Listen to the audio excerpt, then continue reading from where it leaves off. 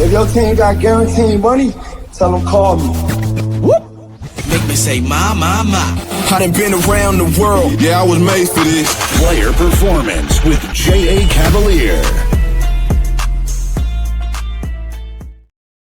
Welcome, everybody, to the College Football Player Performance Show. And this is the College Football Playoff Round 1 edition. I am Gunspix, and I am joined, as always, by my man, Coach Rick. What's going on? How you doing? What up?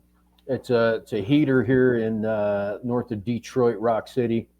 We're up to about 30, which is a little bit warmer than the 4 from the other day.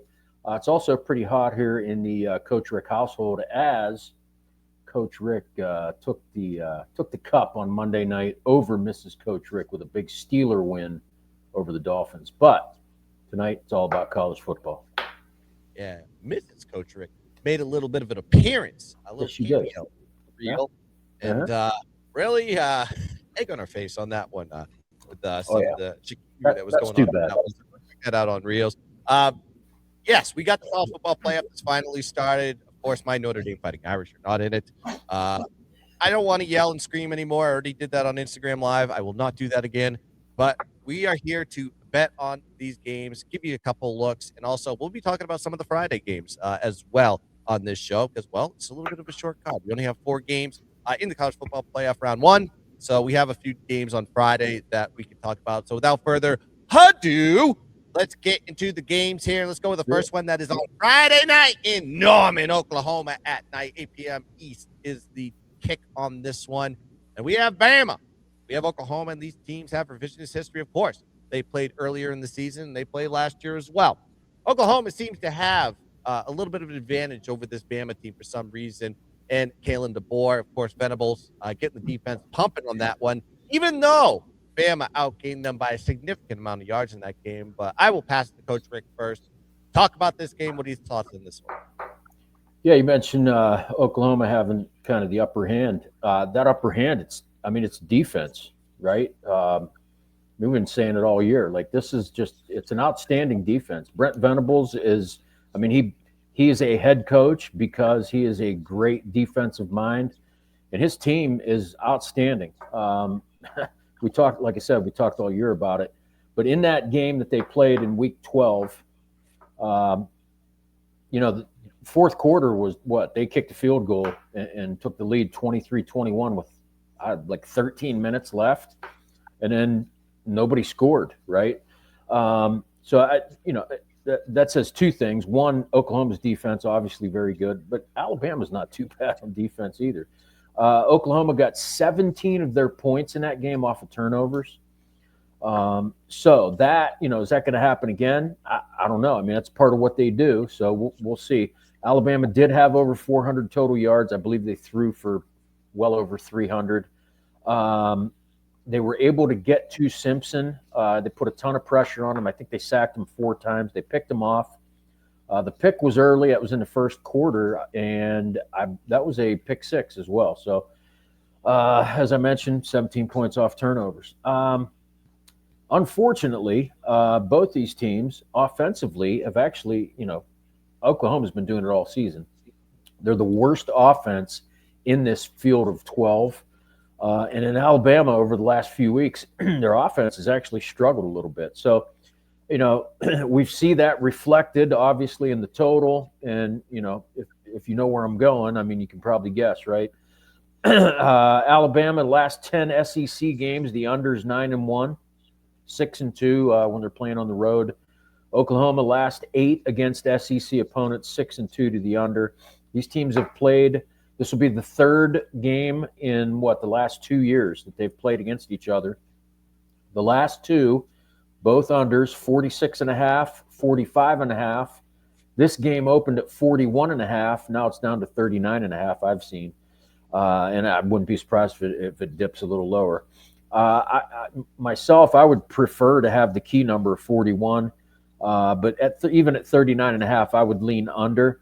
However, the pick that I like best, and maybe you have an opinion on this, Guns, I actually like the first quarter under And if you're going to do it, you got to jump on it very quickly, because it is 7.5, or the total is 7.5 for the first quarter. And I'm betting it's going to go to 7.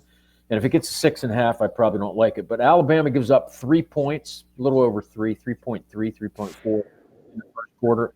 Oklahoma gives up a little over 2 in the first quarter.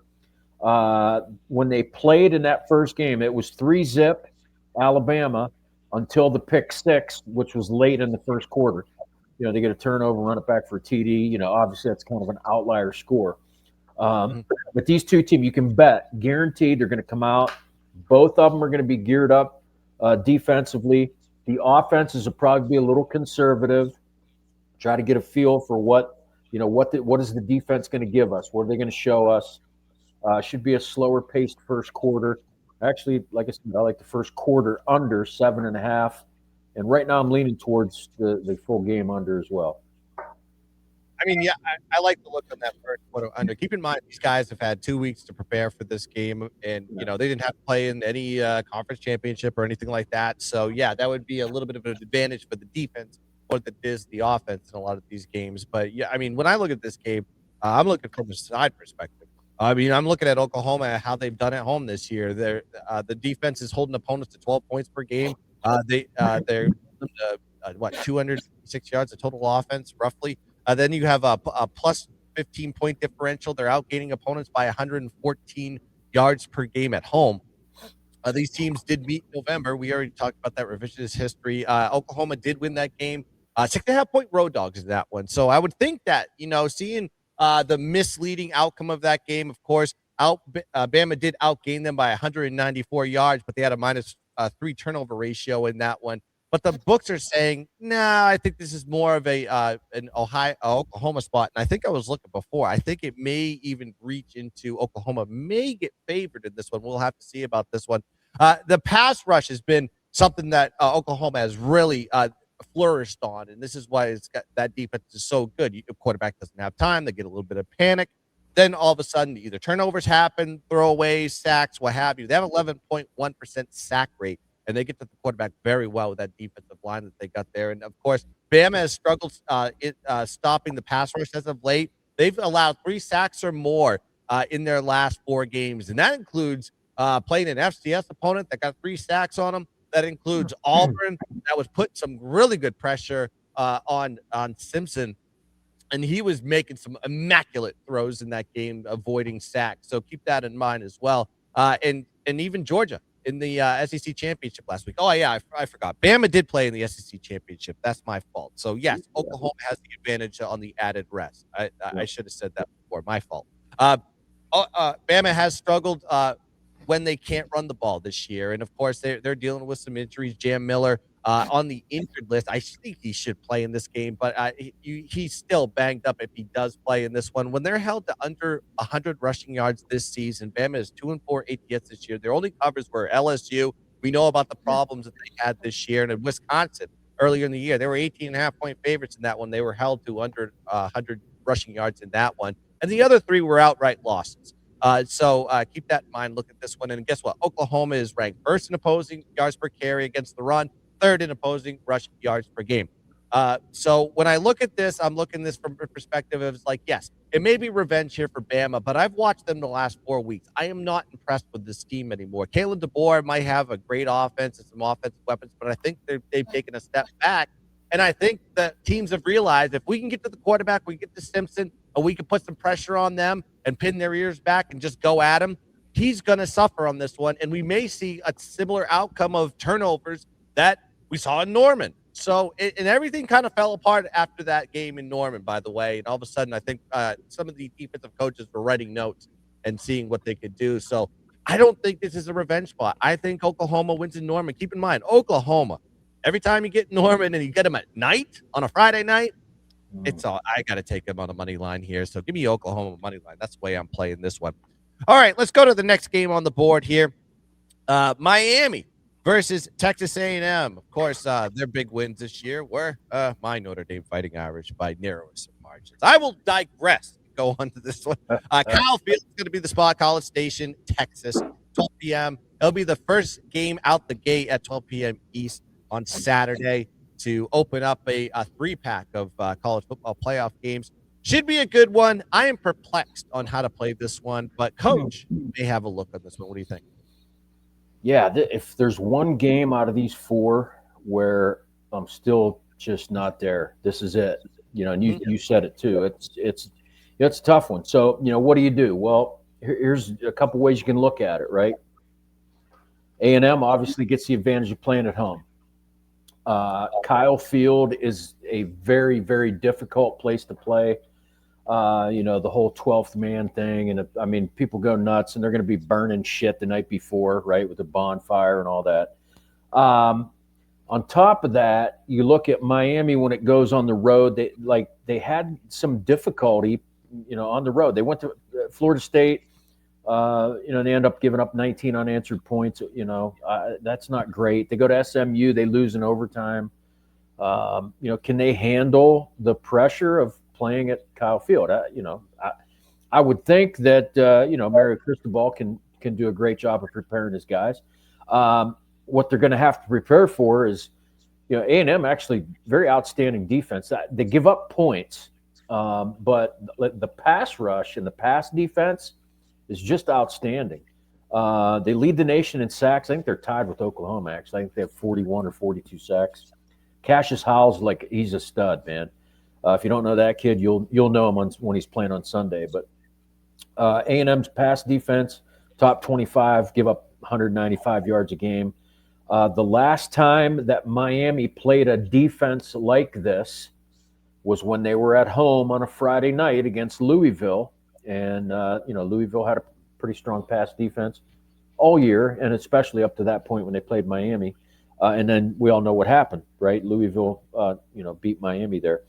The one thing that saves Miami, though, is a really good offensive line. The guys up front, I always talk about, it's that matchup with those 5 guys on the O-line and 3 or 4 guys on the defensive line. Miami only allows a 21% pressure rate. So they're one of the top 20, 25 teams in the country. So can they allow Carson Beck to have some success? You're going to have to take a look at that. Miami has had success in their last 4 games. I believe since the loss to SMU, 4-0. They've scored 34 or more points in all 4 of those games. And the defense, which, way back early in the season, first 4, 5, 6 games, I thought Miami's defense might have been the best in the country. But they've only allowed 10 points a game over the last 3. So they're starting to play better. Then you got to take into account a Texas A&M offense that, I remember mentioning how they led the SEC in scoring last year in SEC games. This year, same thing. They're very balanced. Marcel Reed can beat you in the air. He can beat you with his legs. I think one of the running backs is out. Maybe you have some info on that. But the only loss, and I'll mention the key number for Miami. Key number is 400. So the only loss that Texas A&M had is the only game that they did not reach 400 yards of total offense. They had 337 against Texas in the season finale and lost. If Miami can keep them to under 400 total yards, hey, I'm not saying that's a win, but that puts them, in the right direction as far as winning the game. Again, I don't have a take. I'm not there yet. I'm weighing, am I taking a side? Do I like the total? I'm not sure.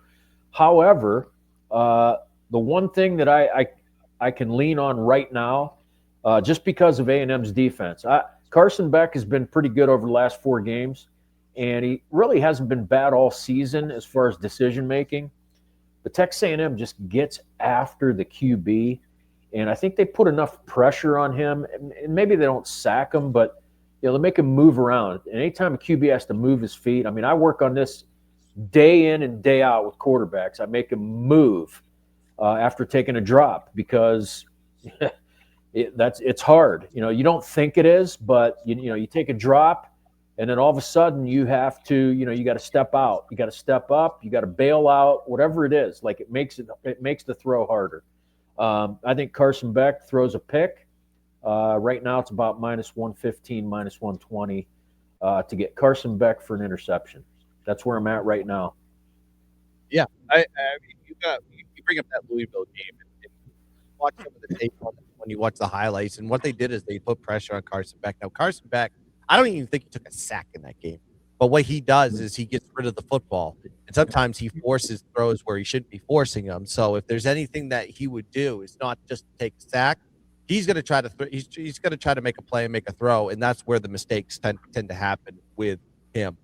So when I'm looking at this game, I'm thinking the defenses are kind of where the strengths are for both of these sides, really. So they're both good pass rushing teams. You have an 8.9% sack rate, 34 sacks here for Miami this year. And then you talked about it with Texas A&M. They are ranked slightly higher than Oklahoma is. I think they have 11.4% sack rate, 41 sacks, like you said. I think that's going to be the key on this one. Now, running the football, you talked about that. So I guess from what I'm reading, Le'Veon Moss is project. He's been practicing. He's questionable for the game. He may come back. He hasn't played in 6 games. But they have a good running quorum there. Ruben Owens is very good. But Matt, of course, Marcel Reed is a mobile quarterback that can move his feet, get out of the pocket, and then create opportunities with his legs. So he's going to be fine on that one. But you're going against a Miami team that has just held virtually everybody to under 100 yards. I think there's only like 4 instances this year that teams have surpassed the 100-yard mark against this Miami defense, and it was teams that they beat every single one of them, except for Louisville. That was the only loss that they had where they allowed more than 100 yards. But I think this is a different animal as far as the running game. No, I mean, they did hold Notre Dame to under 100 yards in that game, 3 yards per carry, 93 yards in that one. So maybe a total is this one. Now, I know the total opened up around 52, did drop to like 48.5, 47. I don't know if I want to take the full game total on this one because there could be, you could see the game open up a little bit, especially with a mobile quarterback like Marcel Reed, who could methodically move down the field. And Carson Beck, mind you, even if he does get pressure, he can still make throws with those wide receivers. And they're playing red hot right now. Last 4 games, they're putting up over 30 points. Same thing with Texas A&M. Of course, they only put up 17 points against Texas. But the first half is enticing to me because both teams have really, if you look at the last 4 games with them, they've held opponents to, we'll go on the Miami side, last 4 games, 0-0, 3-7. And then on the Texas A&M side, in the last 4 games, they even held Texas put 27 on them. They only had 3 points in the first half. Keep that in mind. They held Stanford to 0. Of course, the outlier is South Carolina, which you had to make a comeback on that one. Missouri, they held them to 0. So they're capable of holding teams low in the first half as well and not putting up a lot of points. So maybe a first half under is probably a little bit enticing to me. I'll have to look at that one a little bit further to make sure that makes sense. And these teams had a lot of rest, have a lot of preparation on this one. And if there's anyone that's going to excel in this initially in the game, I think it's going to be the defense. Now, I will say this. If it does hit under and it's very low score, you bet your sweet booty cheeks I'm going to take them in the second half over. I'm going to be looking at that one as well. I think we could do a little thread the needle first half, second half. So maybe that's a look. Really, the side, I don't know. Miami's not a great bowl team over the years. However, most of their guys opt out because they never play a meaningful bowl like this. So this is going to be a little bit of barometer read to see where this team's going to be going. So let's go to the next game on the board. Of course, we're not talking about Tulsa and Ole Miss. We're talking about Tulane and Ole Miss. So forgive the graphic. We kind of put the initials in there when we want the graphics made. And, well, they thought we meant Tulsa was going to be in the college football playoff. Anybody have them on your card as to be in the playoff this year? You would have made some good bank. But we have Tulane going against Ole Miss here at Von Hemingway Stadium, Oxford, Mississippi.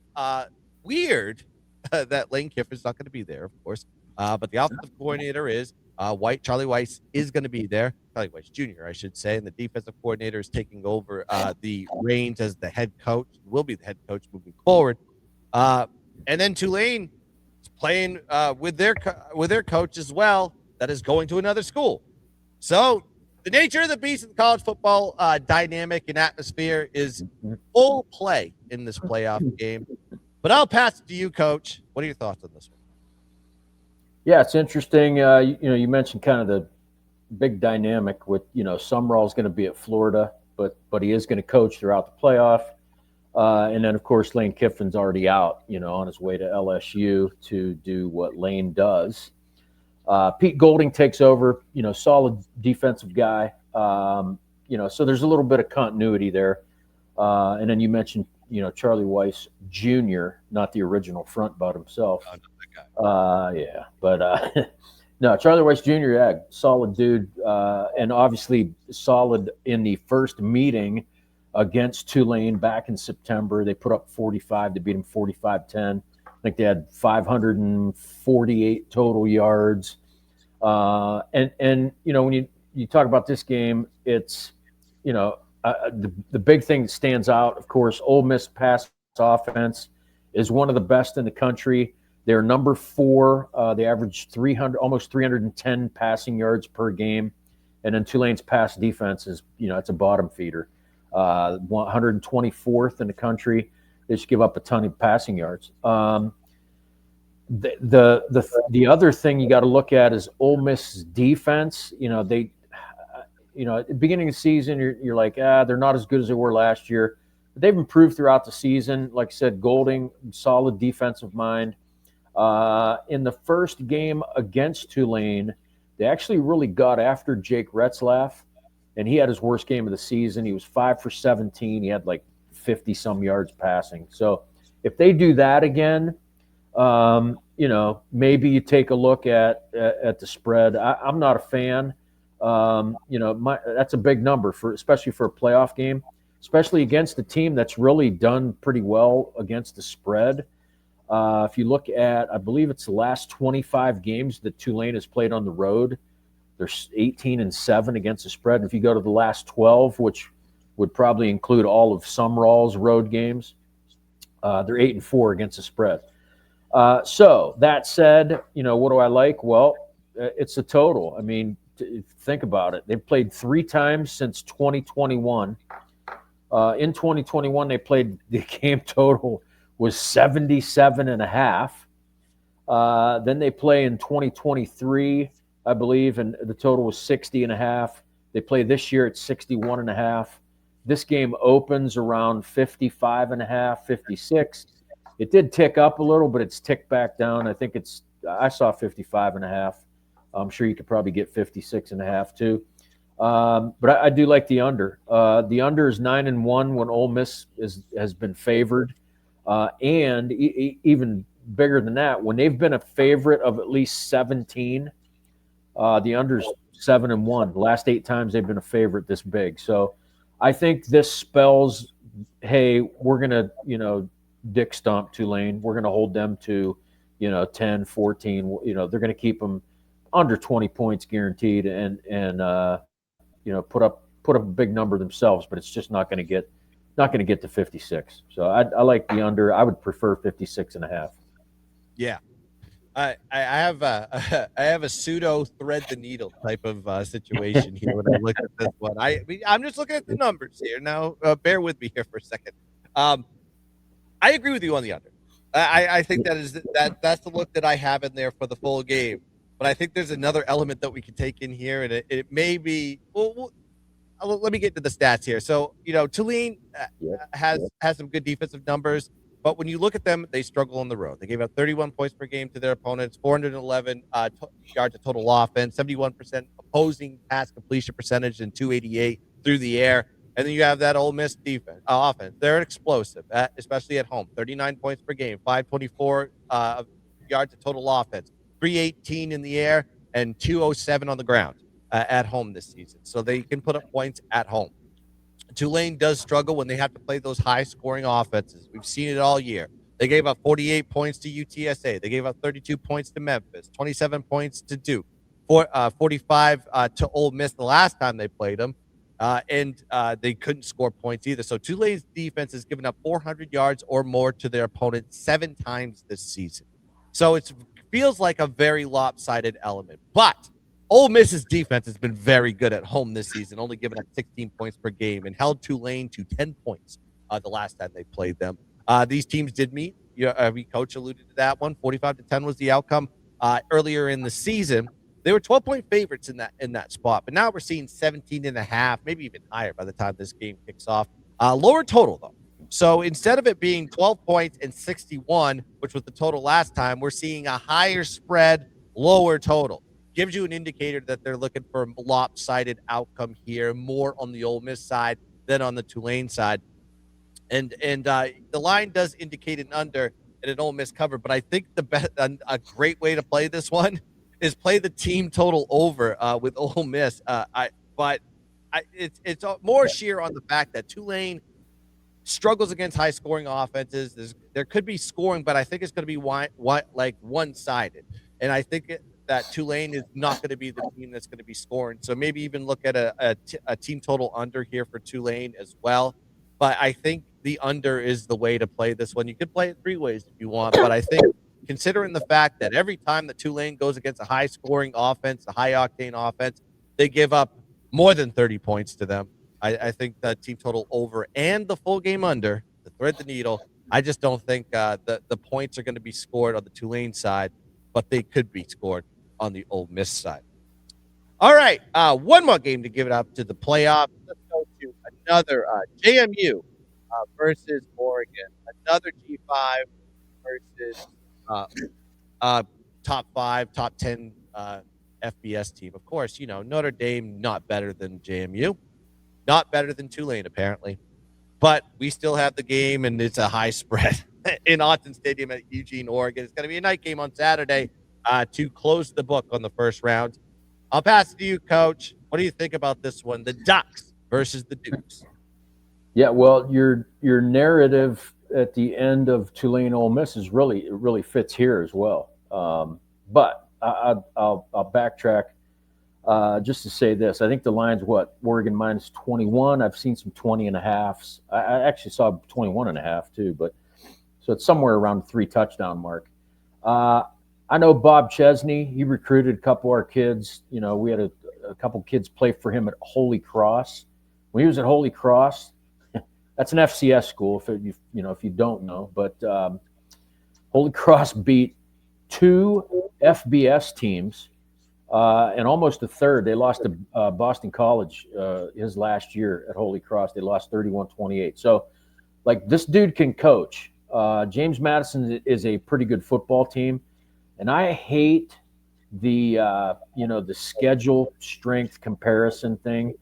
But I think it does fit here. You say, hey, James Madison, they've only played in the Sun Belt. When they played, they stepped up in class, right, to play Louisville.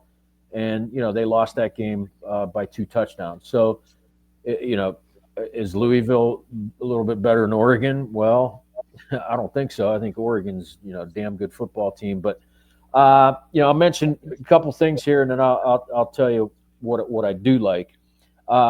Oregon, 11th in scoring offense, 9th in total offense, 8th in scoring defense, and 2nd in total defense. Outstanding, both sides of the ball. For most of the season, they were top 10 in all 4 of those. Mm-hmm. And Texas Tech still is, I believe. The only 2 teams are even close. However, you know who else is close? James Madison. So James Madison's 9th in scoring offense. They're 10th in scoring defense, 3rd in total defense, and 19th in total offense. So it's again, you say, well, a lot of that came against Sun Belt competition. I get it. I do. I understand. And I think the difference in this is really it's an Oregon team that, number one, is very explosive on offense. And then number 2, they are very good at stopping what James Madison is good at, and that's explosive plays on defense. Oregon's actually number 1 in the country at preventing explosive plays by an opposing offense. So over the course of a season, explosive plays are those that are 20 or more yards. They've only had 24 plays the entire season by an opponent that went for more than 20 yards. On offense, they're 3rd in producing explosive plays. They have 80 to 85. They're in that range. So that's quite a bit. I think the only chance that James Madison has in this game is to have success in the running game. They run the ball 62% of the time. It's what they do. It's what Bob Chesney's all about. They are pretty good on third down as well. So they sustain drives. Are they going to be able to do that against an Oregon defense that's just outstanding? And I think that the best unit on the field in this game probably is Oregon's defense. James Madison, they've got to travel, 2,800, 3,000 miles, a couple time zones, playing in Autzen Stadium. I think Oregon's 19-1, their last 20 at home. James Madison struggles as a road dog.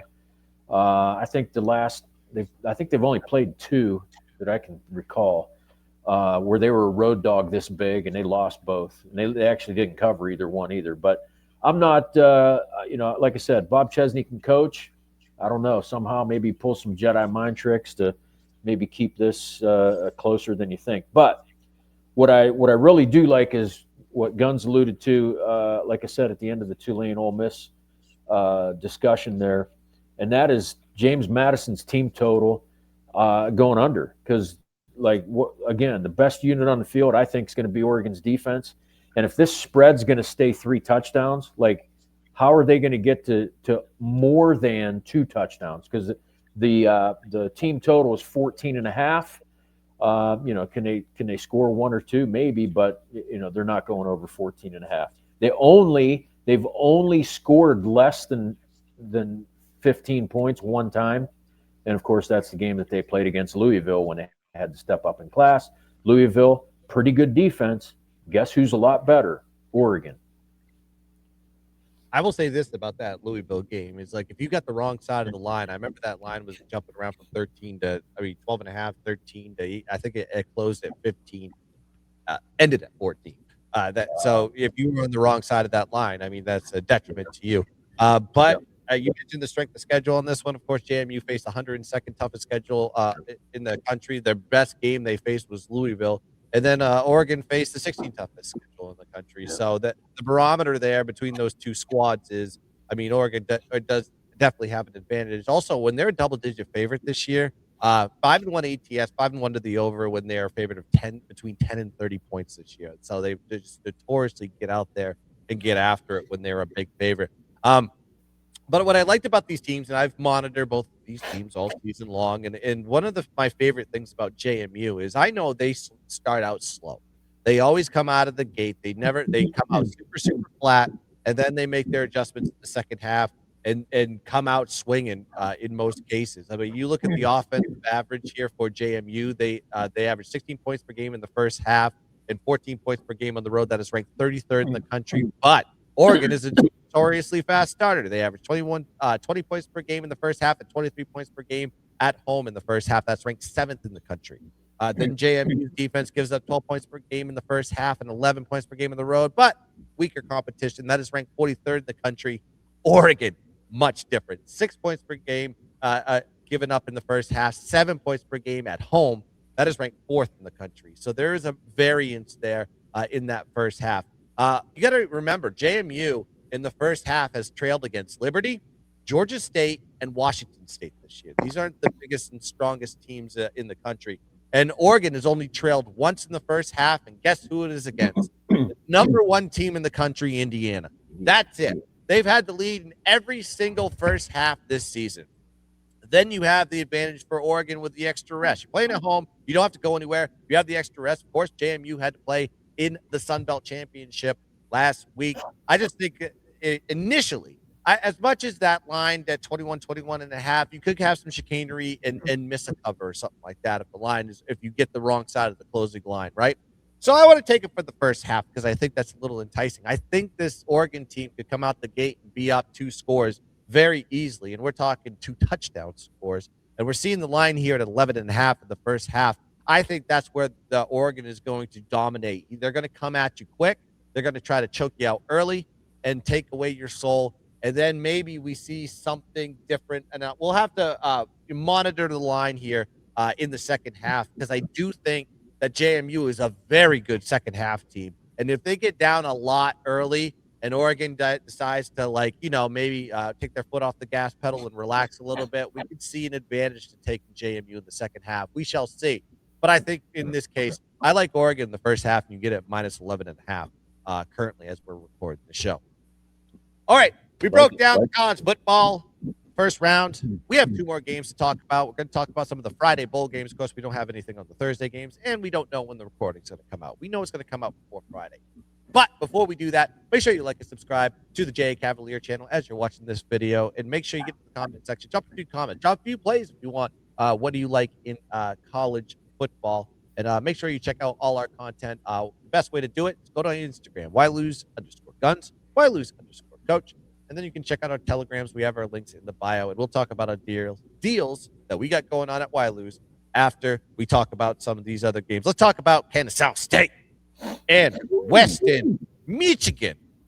This game is going to be played at the Myrtle Beach Bowl in Conway, South Carolina. It's going to be an early kick. We get some of these early college bowls during the day, 11 a.m. East, Friday. And it's on, so mark that on your calendars. This is going to be an early one. And we have 2 teams that are conference champions. Kennesaw State winning in dramatic fashion against Jacksonville State to win their Conference USA Championship, the worst to first scenario. And Western Michigan winning their conference in the MAC. Great game, great matchup, 2 hot teams. What do you think about this one, Coach? I think it's awesome for both teams. I'm not a fan of some of these games where, you got a couple 6-6 teams playing each other, but I still watch them and I still enjoy them. This game, you got 2 conference champions, and I actually like one over the other. Kennesaw, you mentioned worst to first kind of deal. They were 2-10 last year, end up 10-3 this year. And I think didn't they lose to Jacksonville State earlier in the season, and then came back? Came back and beat them. I mean, that's awesome. Western Michigan, I think they won 7 of their last 8 or last 5 in a row, something like that, and they avenged a loss to Miami of Ohio in the MAC championship game.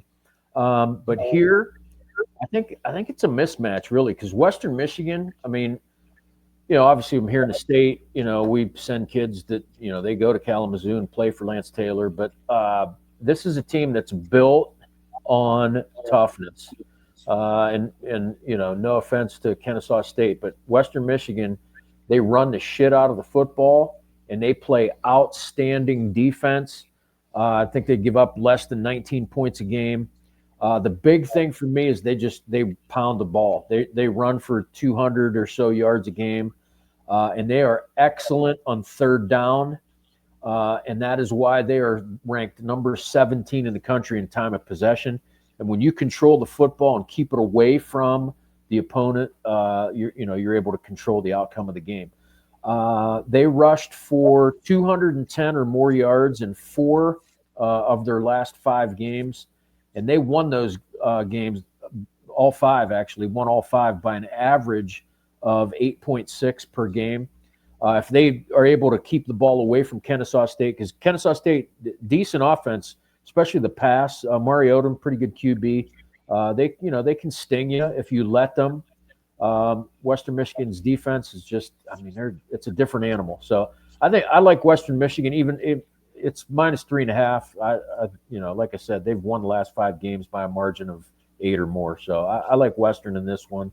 And maybe even lean on the under here.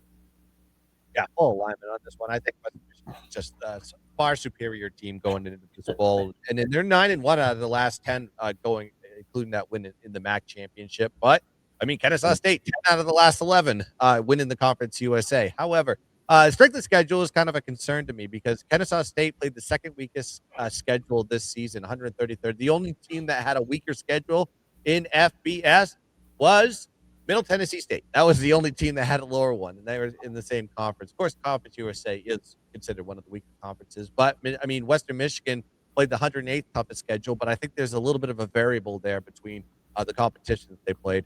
Western Michigan is, you said it, their offense, what they want to do is they want to run the ball. They run the ball 65% of the time. That is almost sheer triple option type numbers. Yeah. The quarterback likes to run. The running back likes to run. They put up over 200 rushing yards in 8 out of their 13 games this season. The last 4 games, they've averaged 284 rushing yards per game, 5.5 yards per carry. This is a team that is going into this game absolutely red hot. Now, I know Kennesaw State has an explosive offense. They love to run the ball. They can pass the ball. They have a great quarterback and great weapons, but they're playing a Western Michigan team that holds opponents to 18 points per game, 304 yards per game, and 4.8 yards per play. Their defense is ranked 8th in opposing pass completion percentage, 24th in pass yards per attempt, and 11th in opposing pass yards per game. So, and you said it. They've won these games by 8 to 9 points per game, and it's usually when they're a single digit favorite too, because they're 5-1 ATS in those situations this season. In these bowl games, we need to just pay attention to the defense, especially early before Christmas time. Typically, in these type of situations, when you have a lot of the opt-outs are more typical towards the offensive side than they are the defensive side. And defenses typically, like I said, prevail in bowl games. That is a little bit of a tip for you. Western Michigan -3, -3.5, whatever line. I know there's threes out there, a 3.5. I think they win by margin in this one. No shot for Kennesaw State. All right, next game on the board. This one does kick off on Friday. It is Memphis versus NC State in this one. Of course, Silverfield, Ryan Silverfield is leaving the program. He's going to go take the Arkansas job for Memphis. But seems like a lot of the guys are going to be staying around, including quarterback Lewis. On the other side, a lot of key opt-outs here for NC State, including what is leading to be Hollywood Smothers, who's their leading rusher. But a lot of ways to play this game, I believe. But I'll pass it to you, Coach. What do you think? Yeah, there's a ton of ways you could get after this one. You mentioned opt-outs. Brendan Lewis will play. Charles Huff is taking over the Memphis program. He won't coach this, but great dude. I mean, I watched his, the talk he gave when he came in to meet the team for the first time. Pretty cool. Look for great things coming. What he did with Southern Miss this year, outstanding. So anyway, in this one, we always talk about motivation and with a number of opt-outs, what's that tell you from NC State? There was also there was kind of some hesitation about whether or not Dave Doran would come back. That kind of played in everybody's mind, and he'll be back 2026. Who knows after that? But this line opened at what, like -6 for NC State. I think it's now 4.5. I'd like to Memphis early. Actually bet Memphis +6 already. It's an outstanding passing offense, I think. And they run the ball very well too. But Brendan Lewis is outstanding, and NC State's pass defense is awful. I mean, we're talking about Tulane being a bottom feeder. Like, NC State's worse. There's 136 FBS teams. Number 134 in pass defense is NC State. So, and they've played some pretty decent competition. And you know what? I think Memphis can get after them. I do like Memphis +6. Just thinking about the over. I'm not sure if I'm there yet because C.J. Bailey and the NC State offense, they can put up some points. I believe they put up over 30 per game. So what I like so far, Memphis +6, and we'll see about the total at some point. Yeah, the total is a lean that I have on that one too. Keeping in mind that the running back Hollywood Smothers is not going to be playing in this one. Yeah. And another guy that's not going to be playing this one is a guy named Justin Jolu. He's second in receiving, and he's first in catches for NC State. So depleted weapons here for NC State, and leaving the coach in there for NC State after this year. They did go 7-5. They won 3 out of the last 4. Maybe that was enough to keep his job and with the weapons that are there for David Dorn. But I mean, Memphis is in good hands. You mentioned it. Charles Huff. He won a Sun Belt championship at Marshall. He goes over to Southern Miss for 1 year, brings half of the Marshall team with him, and they go and they made a run. They were down to like 1 game before and if they would have won that game, they would have been a representative in the Sun Belt championship instead of Troy. So it might have been a better game too, but that's another story.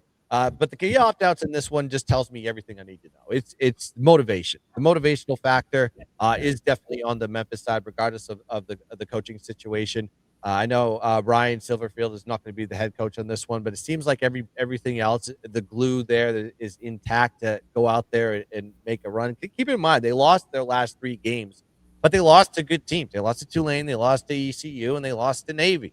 So I think they want to end the season off right, even though they had bigger aspirations going into the back half of the season to get to a college football playoff, or at least be that guy in the G5 to represent them. And they were in that talk. I think this team offensively will get it done. Lewis is very good. I think the scoring on this one could be high. Both teams do give up a ton of yards as far as the defense is concerned. Coach alluded to that as far as the pass defense there for NC State. But I mean, you look at Memphis too. They give up 400 plus yards in 4 out of the last 6 games. 200 plus yards in the rushing. The rushing is not the concern. I think the passing, is going to get taken advantage of. CJ Bailey can go out there and rip it, and so can Lewis. So I lean towards the over, and I'm going to get there some way, shape, or form from Memphis. And what I do with these bowl games is I don't worry about spreads. I just take money lines. And I know Coach grabbed a good line at 6, and that's smart. But you have to know the high probability of these teams going into these bowl games. If you like the dog, just take the money line. That's what I've been doing for years, and it's been profitable. I wish I had the number in front of me, but it's over 70% that the winner of the game or something like that, or 80, even higher than that, maybe 80%. The winner of the game is the guy that covers the spread. Look into that, maybe get some value there. It is the Gasparilla Bowl, Tampa, Florida, at 2:30 Friday. All right, we did it. We gave you a little bit of 6-pack of looks. Told you about the college football playoff first round, and we gave you a couple of Friday bowls as well. All you have to do is hit the like button. There's a little thumb that goes like this. All you have to do is take your little cursor and smack it, and hit the like button, and that is gets us in the algorithm of all algorithms that YouTube deems fit. Gets us some extra views, gets us some extra looks. We want to give people the smartest information on the planet right here on the Why Lose channel. And the way to do that, or Jay Cavalier's channel, I should say, on YouTube.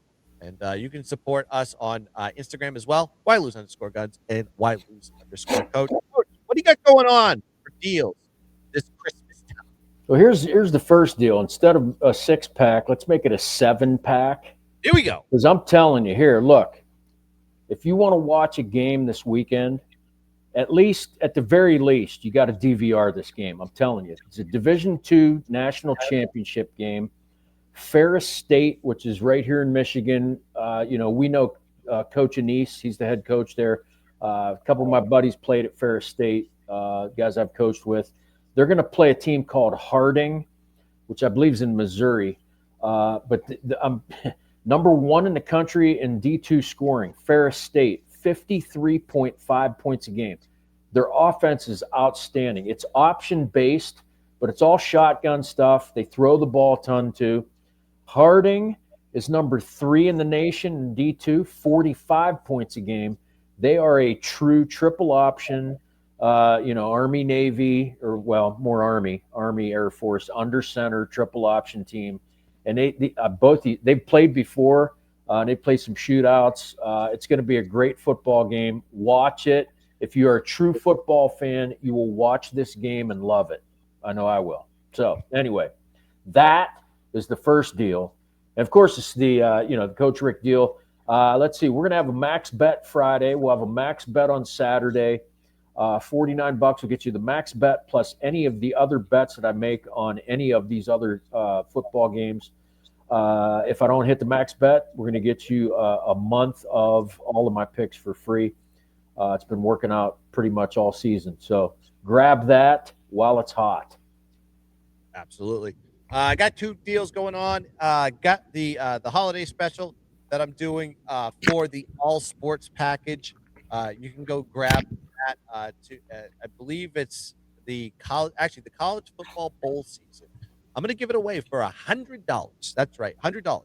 Now, stipulation ends on the 20th, which is, I believe, Saturday, correct? Yes, it ends on Saturday. So if you want to go grab that and get to the bowls, this is the first round that's going to be starting. Get all those, get all my max bets in college football, all the bowl bets. Right now, I'm currently 6-0 in bowls this season. So I would grab this deal. Electric in bowls. I've always been electric in bowls. continue to be electric with Bulls.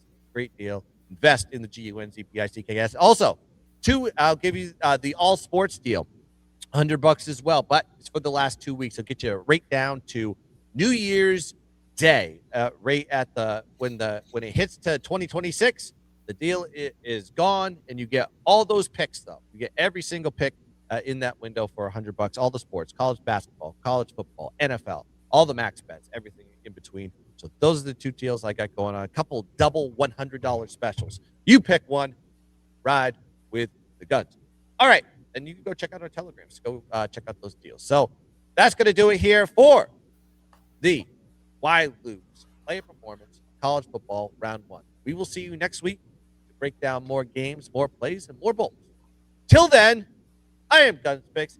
That is Coach Rick. Let's cash some tickets. Let's dominate the board. And as always, go! Giddy up. And let's keep dancing. Bye-bye. Cut my life into pieces. This is my last resort.